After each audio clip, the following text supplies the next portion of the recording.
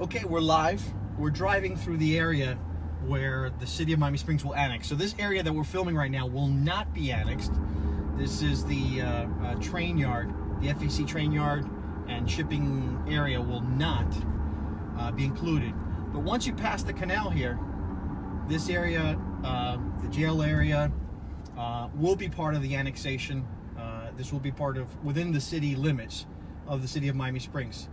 Someone said that the city will be running it. The city is not running it. The city is not running any property, in terms of any business or taking over any business. It's just the city itself. The city limits are going to expand and will include these areas, including the jail and these areas that we're going to be filming. So pan a little bit forward.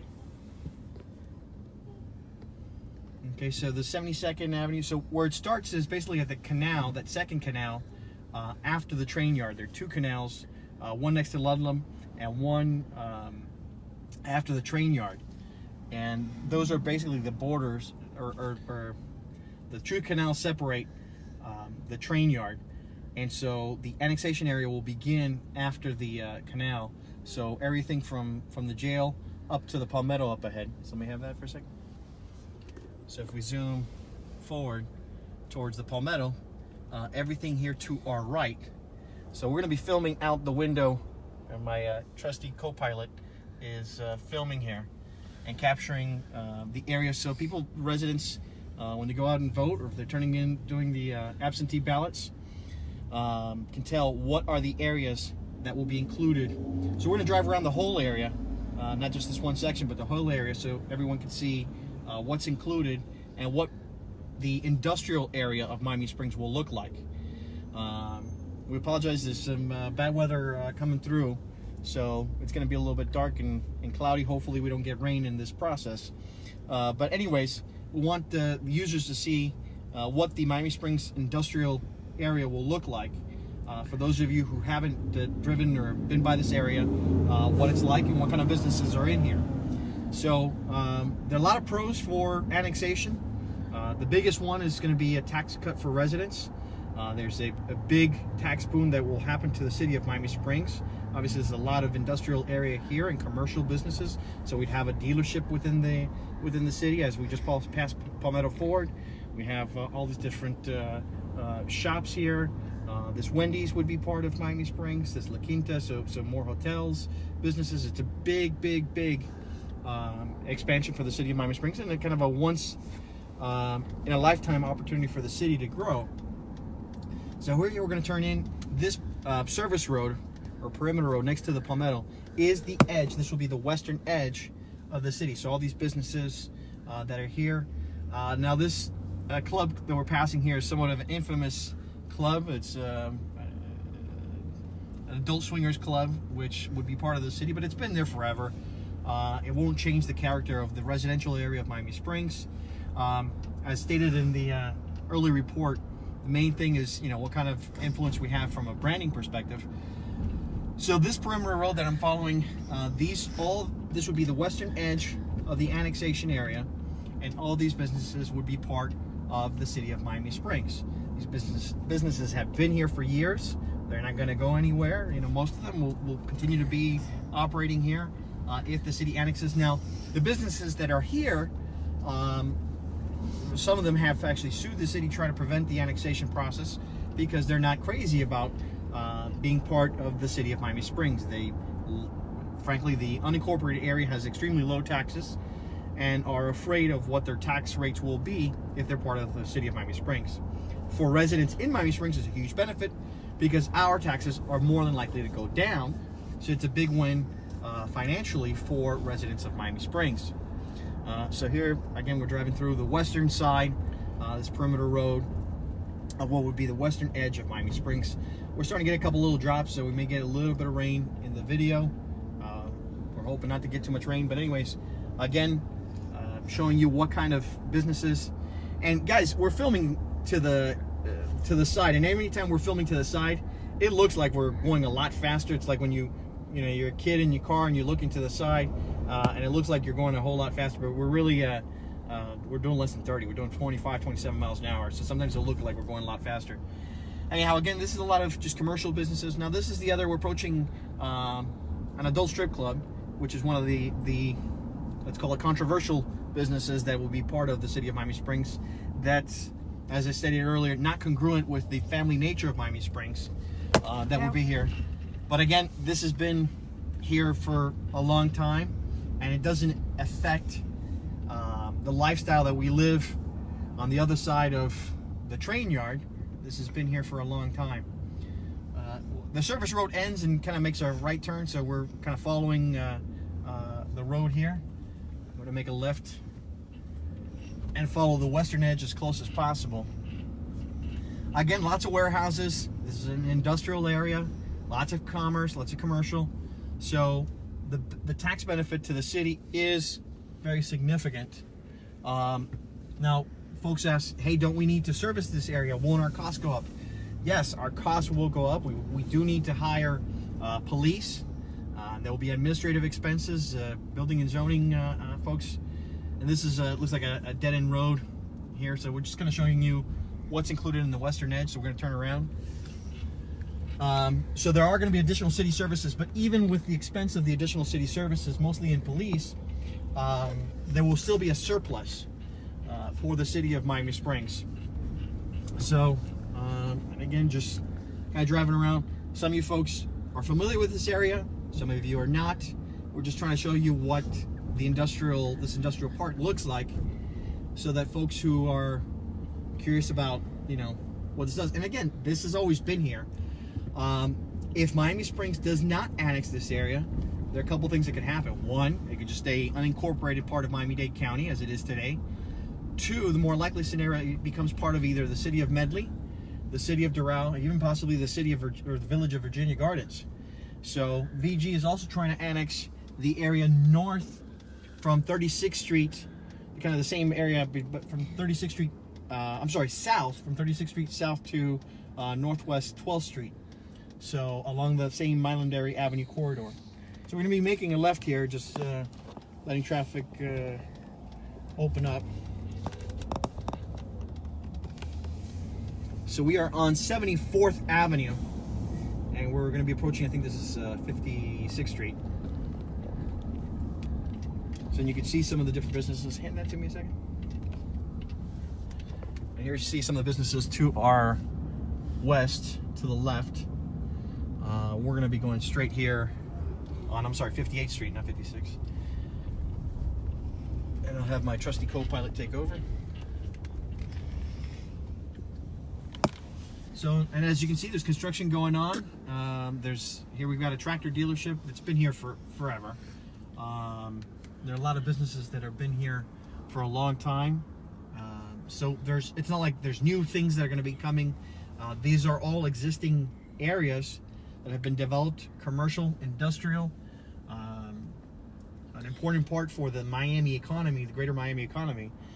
So incorporating this as part of Miami Springs would be huge from a tax base perspective, and a unique opportunity to lower the tax base. Now, what does it do for the branding of Miami Springs? Well, this would increase the physical size of the city of Miami Springs by about 50%, roughly. I haven't done the exact square mileage calculation, but about a 50% increase in the overall size of the city. And the tax base implications are huge. The commercial areas are taxed differently than residential. There are no homestead exemptions in these commercial areas. So, again, it's a big benefit for the city of Miami Springs. If you guys have questions, please go ahead and comment. I can't respond real time because I'm driving, but I will be more than happy to comment and reply once I'm behind a computer and not driving. Again, we're not driving and filming. I got a cameraman who is helping me out with the filming, so we can provide you this live footage here of this commercial area. Okay. All right, so we just passed the Everglades Steel Company. Now, some folks are concerned, if let's say Doral were to take over this area, what Doral might put in place next door. So one of the arguments for annexation is that, hey, if we take over this area, we get to control what's happening here. Again, that's, you know, if you have a business here, put yourself in their shoes. They're not crazy about that idea of necessarily the city of Miami Springs. Now this is like a mini residential area. Look, take a peek here. Like offices and almost quasi-residential. There was the question of those are offices. It looks almost residential. I think there are like 10 to 12 people that live in this area as residents. So from one of the questions is, will we be adding a voting block that would basically dilute the voting power that current Miami Springs voters have in our area? And the answer is, it would add about 10 to 12 voters who live in this area within Miami Springs. So the effect would be pretty negligible, as long as they don't add any massive residential here. So one of the fears that people have is that they add a lot of apartments to this area, or residential of some sort, and that would change the voting block within Miami Springs. Now today this is all industrial. I don't know who would want to live in this industrial area, but again, there's nothing.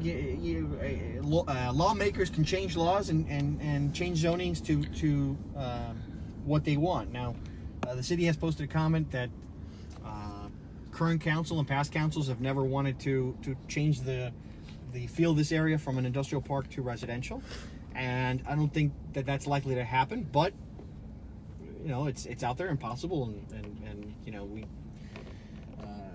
lawmakers can change their minds and do different things. But in terms of what's here today, with the investment that's been made in this area has been heavily for an industrial park.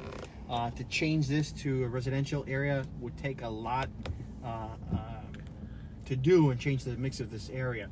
So again, now we're approaching here what would be the northern border. Let me borrow the camera. This would be the northern section. So this is Northwest 74th Street, which would be the northern section. And here again, there's not a perimeter on this side, but this would all be part to my left. This is facing the west. This would be part of Miami Springs. So on my left is the Wendy's. Across the way is the old animal shelter from the county. They've since moved. Take this over. So for those of you who've never actually driven this area, I mean, it is completely a commercial district. It's part of unincorporated Miami-Dade County today. And the reason annexation even became a thing was because the county passed a law to prevent enclaves, little mini areas that the county had to control.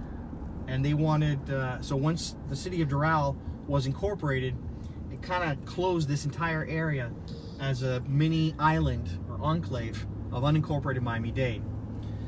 So now we're approaching what would be the eastern portion of annexation here on 72nd Avenue.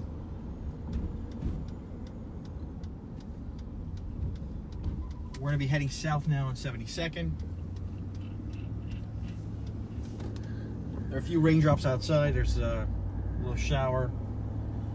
So these are the kinds of businesses that, again, would be part of Miami Springs. I don't know if this club is open or not, but anyhow, there are different types of businesses that we would normally not find within the residential area of Miami Springs.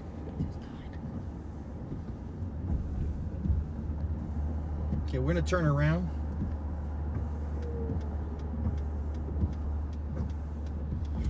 So a lot of folks are probably more familiar with 72nd Avenue.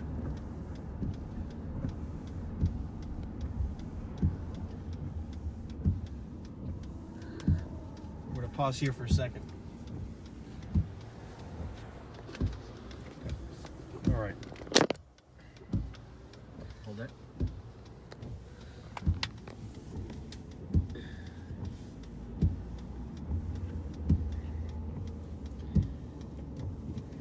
now the camera's facing to the east.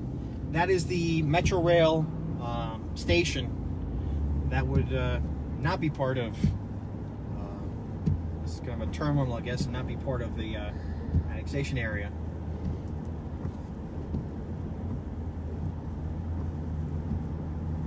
We're going to head towards the northern edge of the area to be annexed.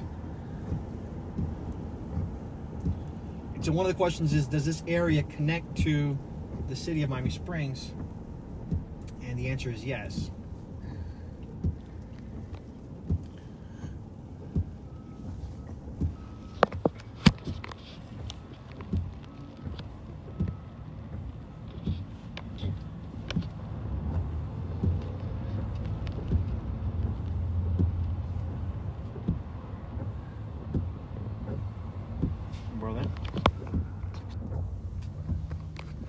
Okay, so we're approaching, this is the 74th Street connector, and this is basically, this road connects to, I guess it's colloquially known as the Hialeah Expressway. This ends up on West 21st Street in Hialeah, if we were to make a right-hand turn here.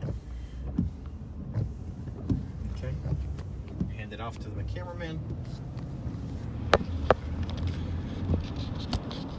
Okay, we're making a right-hand turn on Northwest 74th Street. This would be the edge where the city of Miami Springs would abut against the city of Medley.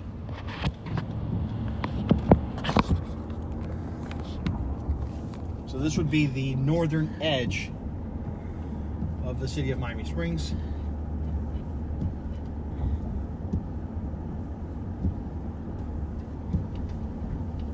So, you know, we laid out some of the pros and cons so that folks can make their own decision. We didn't want to sugarcoat any of the pros or any of the cons. Look, at the end of the day, this is a unique opportunity for residents to lower taxes in the city of Miami Springs, for the city to be able to hire additional police officers.